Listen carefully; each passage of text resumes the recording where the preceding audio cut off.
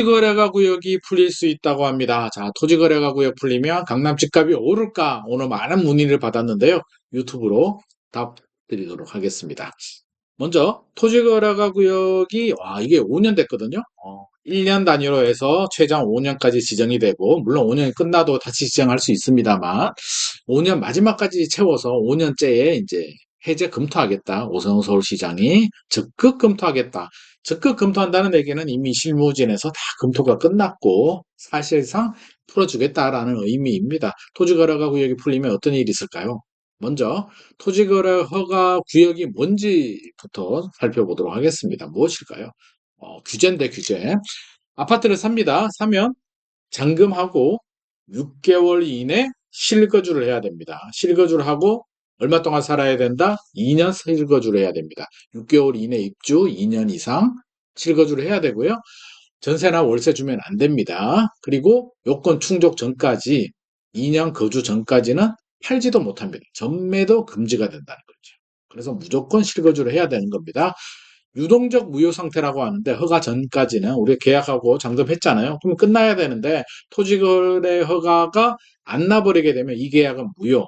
받은 돈 돌려주고 다시 계약서 째버리고 끝내야 되고요. 허가가 나야만 비로소 이 계약이 유효가 되는 겁니다. 그래서 이걸 유동적 무효라고 하는데 토지거래가 구역은 이런 규제이다. 토지거래가 구역을 하게 되면 일단 귀찮습니다. 허가 신청서도 적어야 되고요. 실거주 목적 확인서, 우리 가족 누가 여기 거주하고 언제 입주하고 이런 거 다 적어야 됩니다. 자금 조달 계획서 이것도 귀찮죠. 주민등록등본, 신분증 사본, 매매계약서, 인감증명서까지 내서 딱 제출하게 되면 이제 허가가 나오면 비로소 돈을 다 지불했더라도 허가가 나와야만 이 계약이 비로소 유효가 된다는 점. 굉장히 귀찮은 규제입니다. 귀찮은 규제예요. 위반하게 되면 어떻게 될까요? 거짓으로 허가를 안 받고 했거나 거짓 부정한 방법으로 허가를 받을 경우에는 2년 이하 징역이나 벌금 3천만 원, 30%, 3천만 원이 아니라 금액의 30%. 와, 이거 엄청나지 않습니까? 2년 깜빵 들어갈 수도 있다는 거고요. 10억짜리, 10억이 뭐야? 이거는 잠실 뭐 이런 쪽 압구정 이런 데니까 잠실만 하더라도 요즘 25억, 뭐 30억씩 하는데 30억 아파트를 샀는데 이게 허가를 안 받고 했다든지 거짓 부정한 방법으로 허가를 받았다면 30%니까 10억 원을 벌금 내야 되는데 이거는 뭐 망하는 거지. 무지 막지 합니다. 말도 안 나오네. 거짓 신고, 계약 해제 미신고해도 3천만 원 이하 과태료가 나오니까 와, 제가 말을 더듬을 정도로 어마어마한 무서운 규제입니다. 토지거래가 구역이 어디냐면요. 청담, 서울, 강남의 대치, 삼성, 잠실. 와, 좋은 데인데. 여의도, 압구정, 목동 1에서 14단지 아파트입니다. 성수 전략정비구역, 용산 국제업무지구, 강남 서초 자연녹지지역, 공공재개발, 신속통합교획 후보지, 모아타운 인근 지역, 서리풀, 이번에 그린벨트 푸는 지역까지 토지거래가 구역에 묶여 있습니다. 이 지역에 부동산을 살 때에는 허가를 받아야 된다는 거죠. 그런데도 신기하죠? 집값이 올랐다는 거. 그럼에도 불구하고 가격이 올랐다는 겁니다. 그러니까 실거주를 하라고 해도 전세 끼고 못 사게 하더라도 필요하고 오를 것 같으면 불편하더라도 내가 들어가서 살면서까지 투자를 한다는 거예요. 투자 열기를 토지거래가 구역으로 꺾을 수는 없다는 게 사실상 입증이 됐습니다. 면적 기준이 있어요. 면적 기준. 주거지역은 60제곱미터, 상업지역은 150제곱미터, 공업지역, 녹지, 용도 미지역은 60제곱미터 초과되는 곳들이 대상인데, 자, 궁금한 게 있죠? 자, 아파트는 주택이잖아요. 왜 토지거래가를 적용을 하지? 주택거래허가를 하면 좋을 텐데, 라고 생각할 수 있잖아요. 사실상 문재인 정부 때 주택거래허가를 하고 싶었는데, 주택거래허가를 한다라고 하면 어떻게 될까요?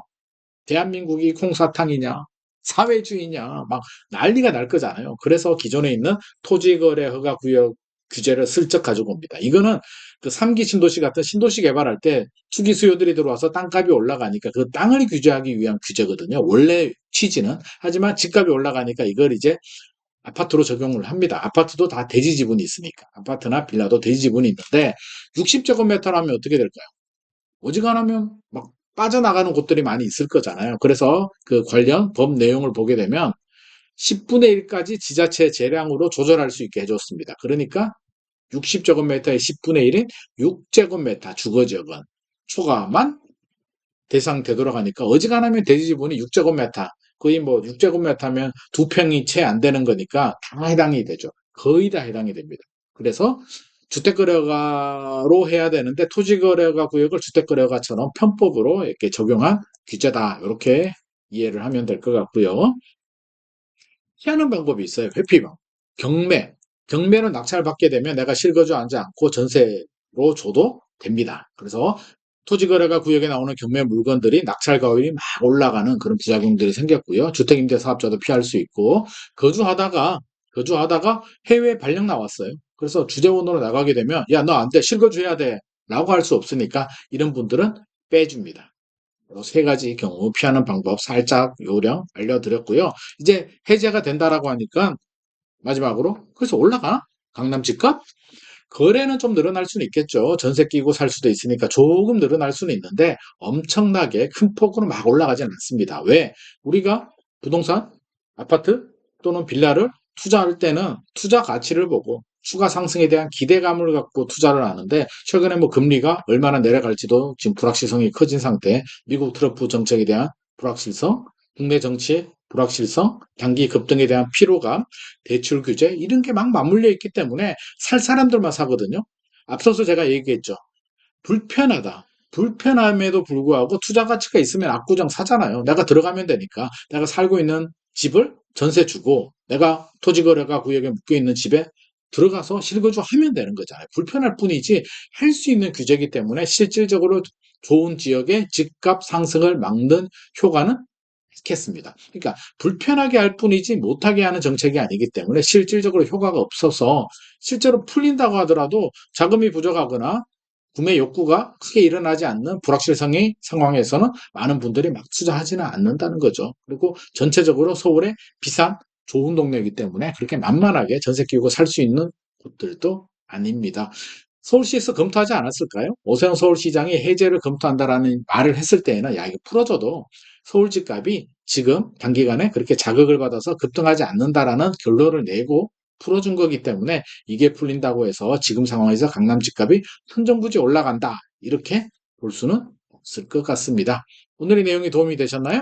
오늘의 내용이 도움이 되셨다면 좋아요와 구독 부탁드립니다.